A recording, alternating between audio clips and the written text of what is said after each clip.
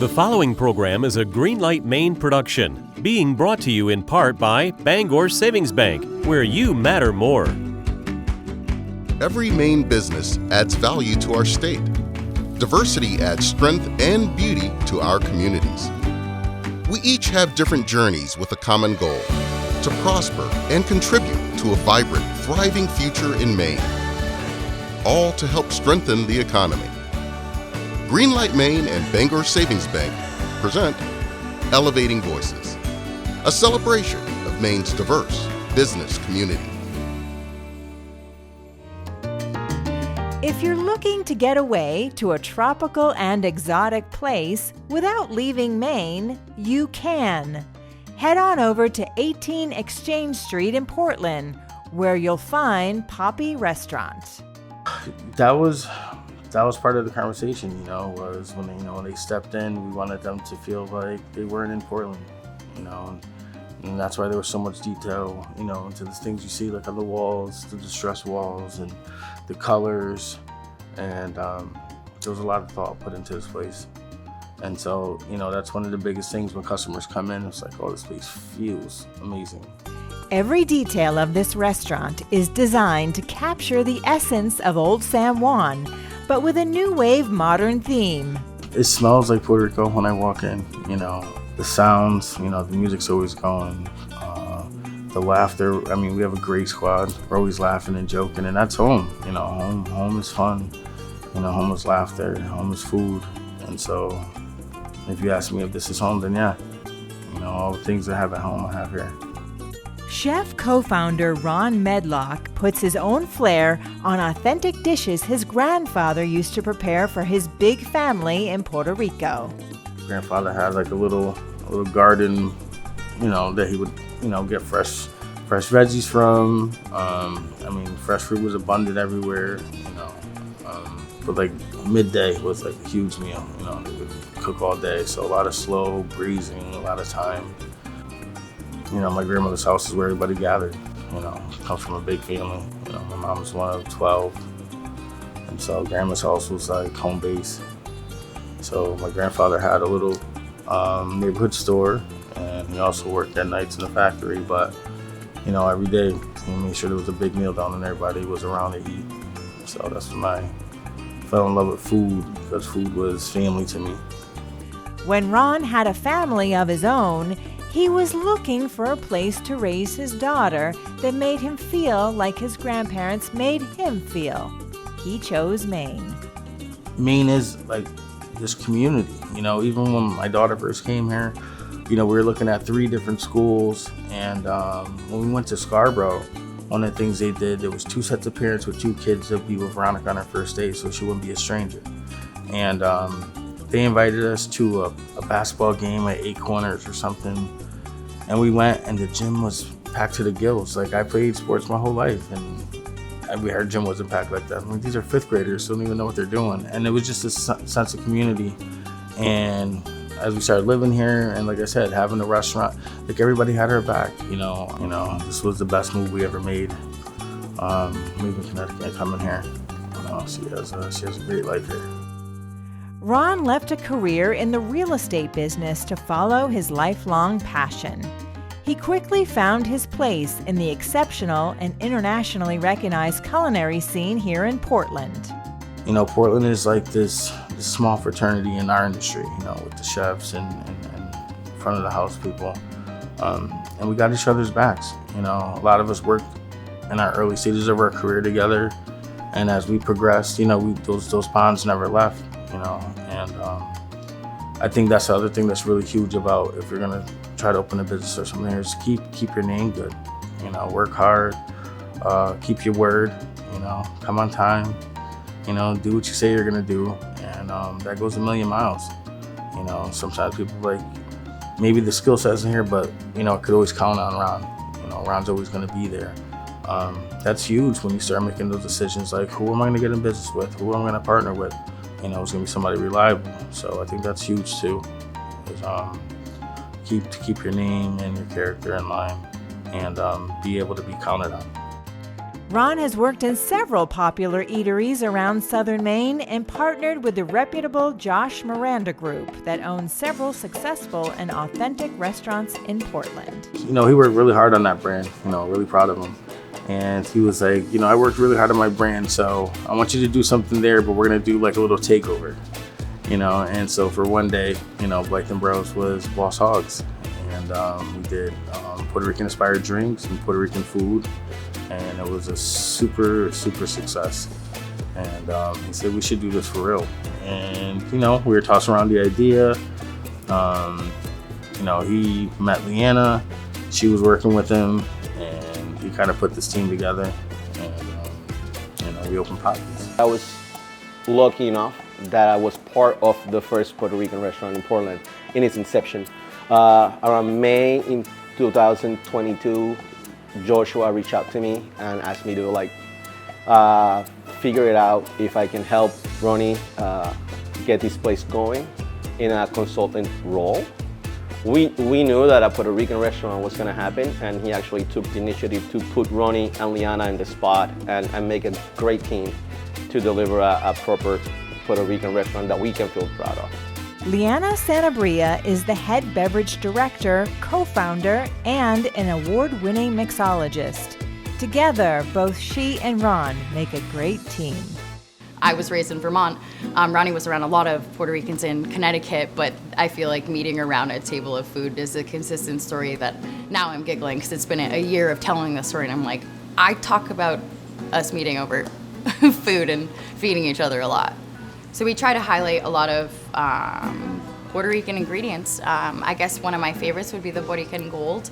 If I were to walk into my dad's house right now, he would immediately grab a can of guava paste, which tastes a lot like Keats. But chop that up, chop up some cheese, crackers, 2 shots of Blanco tequila, and that would be how we started. I feel like everything starts with guava and cheese.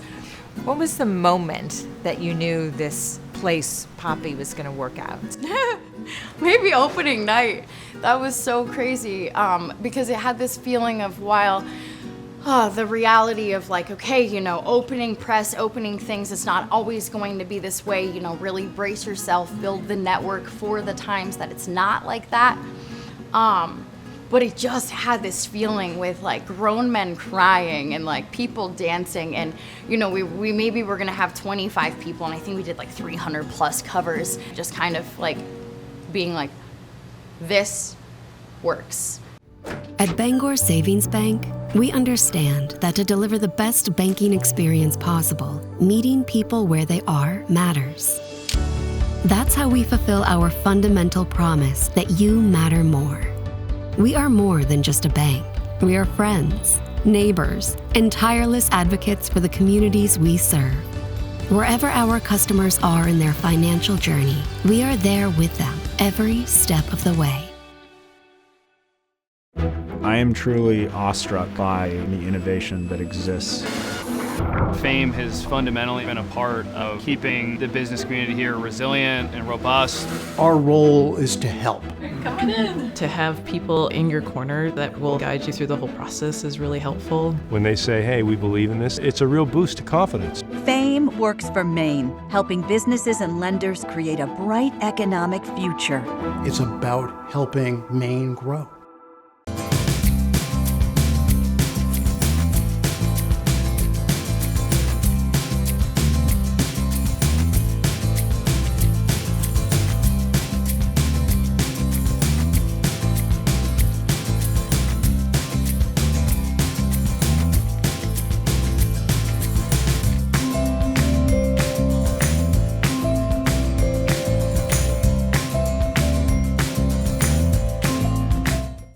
We decided from the go that we want people to feel the soul in the food that we were putting on the menu.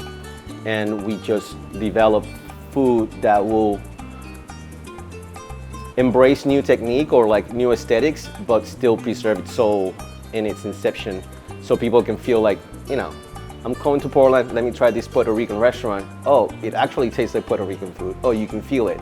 It feels like you feel the vibe, which is kind of super important. Poppy's large following comes from near and far. Growing up in Paterson, New Jersey, I grew up in a Hispanic neighborhood, and the majority are Colombians, Ecuadorians, but the majority were all Puerto Ricans.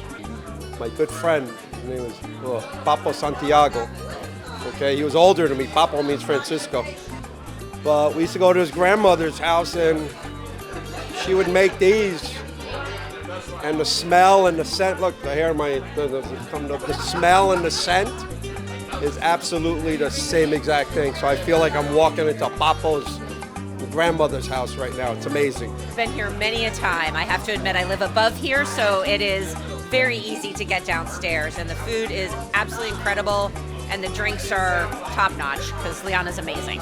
I am Puerto Rican, from Aguada, Puerto Rico. The food is excellent, so this is probably the 4th or 5th time we have come back to it. And we're from Connecticut. I just like to share that the food is very authentic, the flavors are on point, and the environment, you can't not beat it, and the company's great as well. When you enter this restaurant, the aroma, ambiance, and the positive vibes fill the air. But there's a sad, not-so-distant memory that weighs heavy on Ron's heart, along with millions of other people. Hurricane Maria devastated the island of Puerto Rico in September 2017, with nearly 3,000 lives lost due to lack of electricity for a year. It's considered the deadliest natural disaster in the U.S. territory in 100 years. We did a couple of things here and donated money to a couple grassroots programs out there. We try to do what we can to support the island. You know, every time we have an opportunity to do that, we take full advantage of it. You know, and try to support them as much as we can. That's why every dish is made with love. Even the restaurant name, Papi, is a tribute to the love that exists in Puerto Rican culture that Ron wants to share with Maine. We would all put these ideas down, like what we wanted to call it, and there was, probably 100 names that we thought. And then we came around and Papi Chulo, Papi this, Papi that, and then just Papi, you know. And it was like, yeah, Papi is, Papi's the guy that's in front of the bodega every day. Papi's your Papi, you know. Papi could be so many things. In our culture, it's like a term of endearment, like, hey, ¿cómo está, Papi? And yeah, we settled on Papi, and it's been, I can't see it being anything else now. So when a new customer walks through your door, what do you tell them? What do you recommend?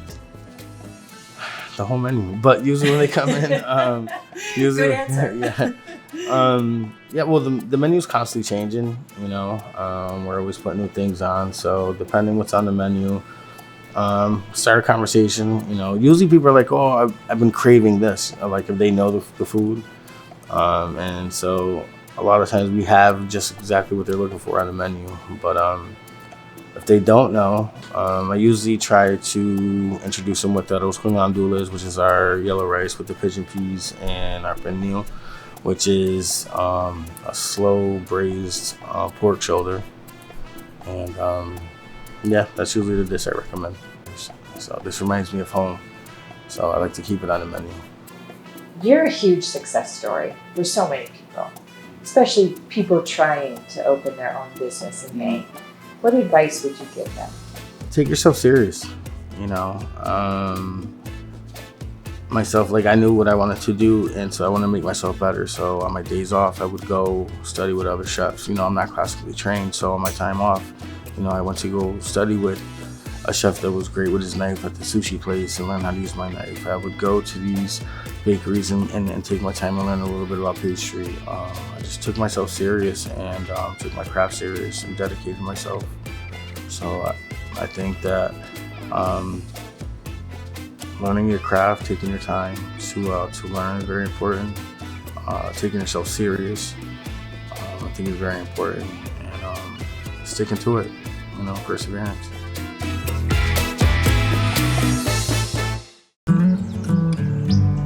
Our family's been here in Maine for generations. There's really no other place I'd call home. And I want that for my children too. It's the reason why hundreds of C&P employees, like me, with families living here in Maine, spend days and nights protecting and improving Maine's grid. to make it smarter, stronger, and better for future generations of Maine families, like yours and mine.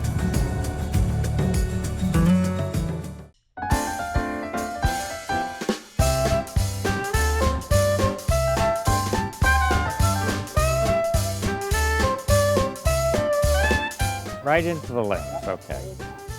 Famous brands, rugged quality, and the best values anywhere.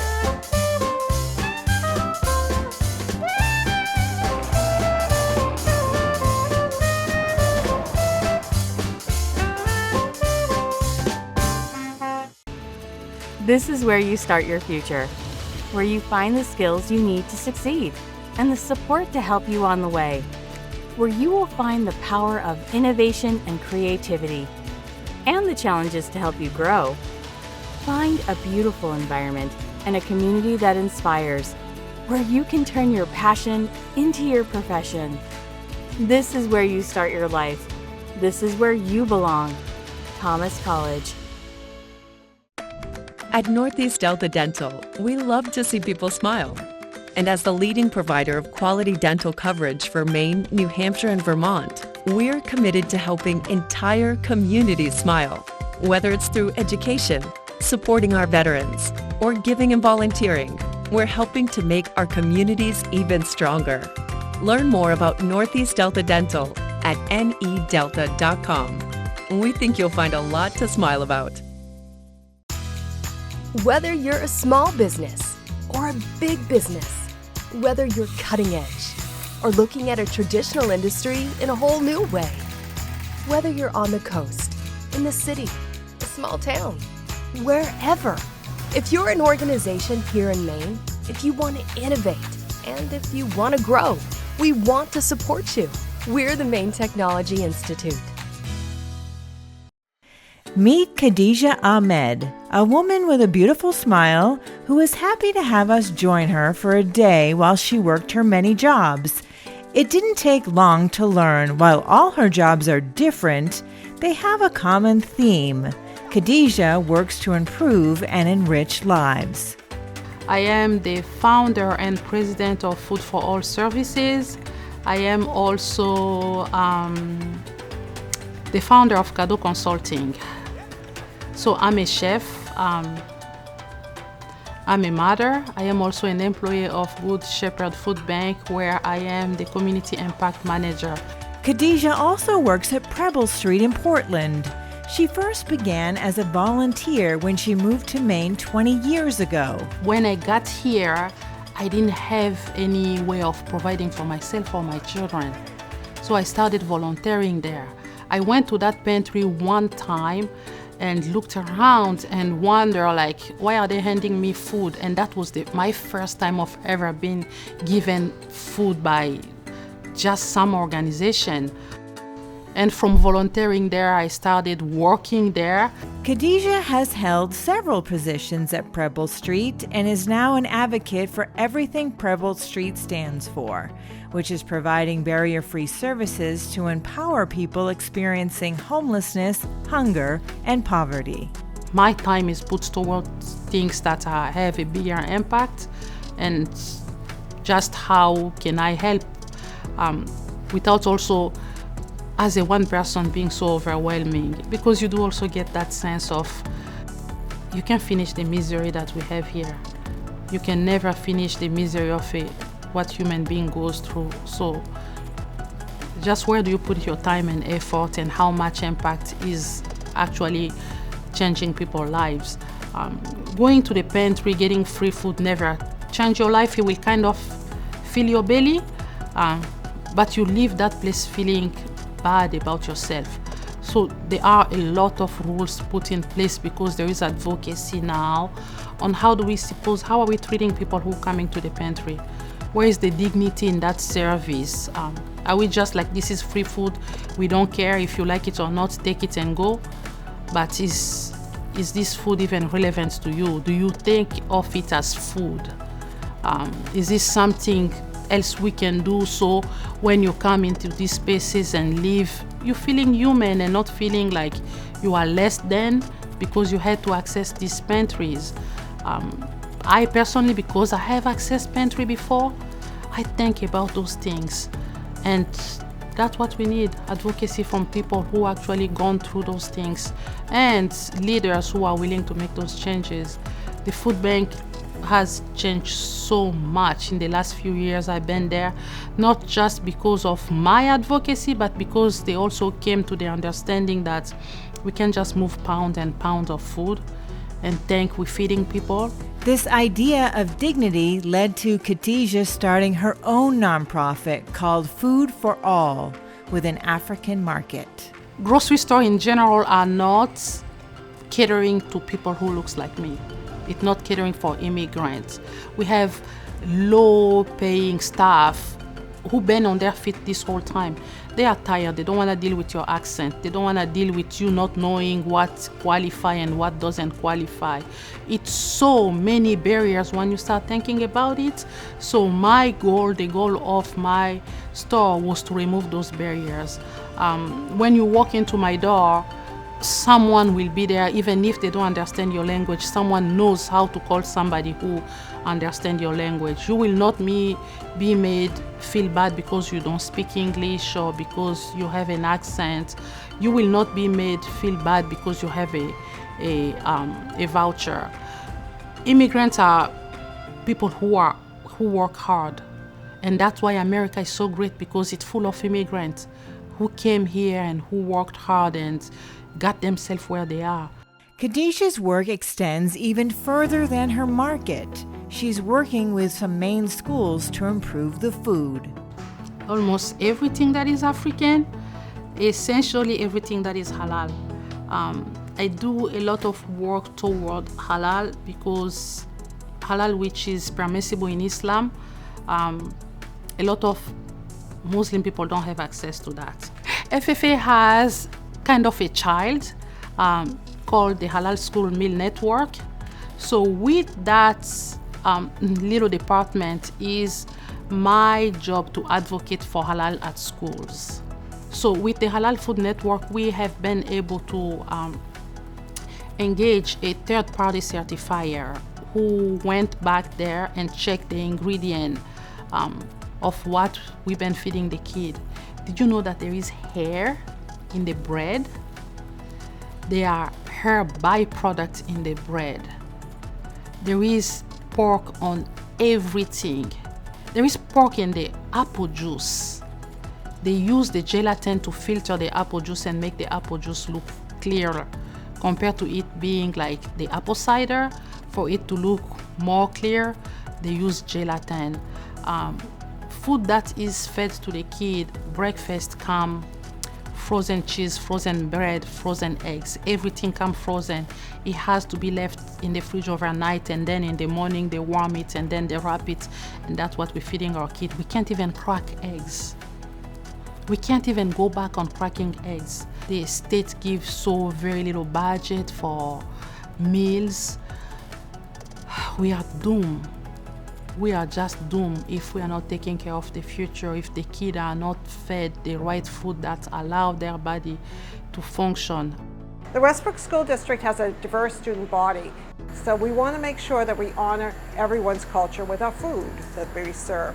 And so I wanted to be able to diversify our menu offerings so that we could offer foods that are familiar to all of our students. And I also felt that would be an opportunity for students who are sharing food to get, hopefully start a discussion with their fellow students about their cultures and share more information about where they come from. We wanted to make sure that everything that we were going to be doing would meet the criteria for the National School Lunch Program.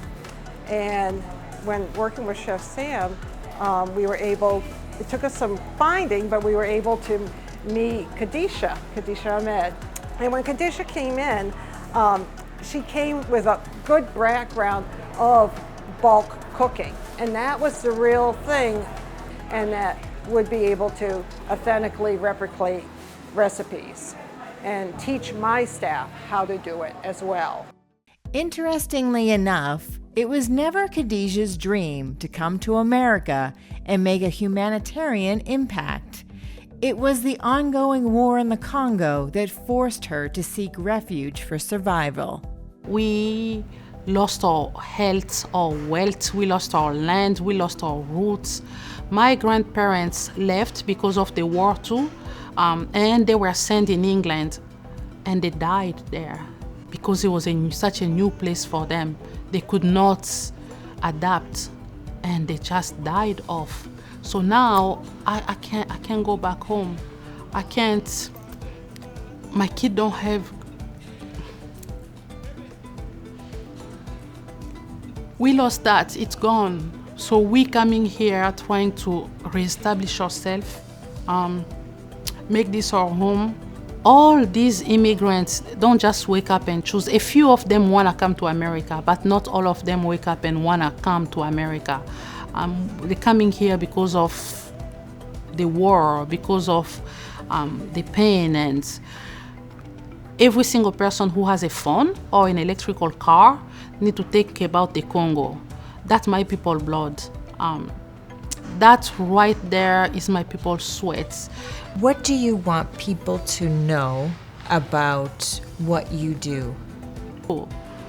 There is no magic here. There is no extra time. I wish I was an octopus though, but it is still just the human being in us. If we decided to do one good thing and just not be so individual and be with others and teach others also how to help. I can't do this alone. My partner is a great support to me. He's the only employee we have at Food for All. Everybody else at Food for All is volunteers. It's just my kid friends, my mom, people from the community. We all just volunteer there. As the founder and the board president, I don't get paid.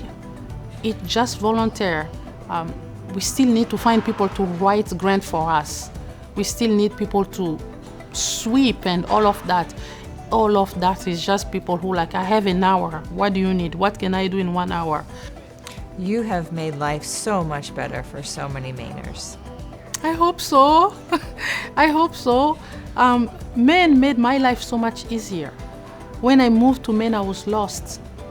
I left my husband of 14 years that I married since I was 20, with 4 children on hand, no job and nothing.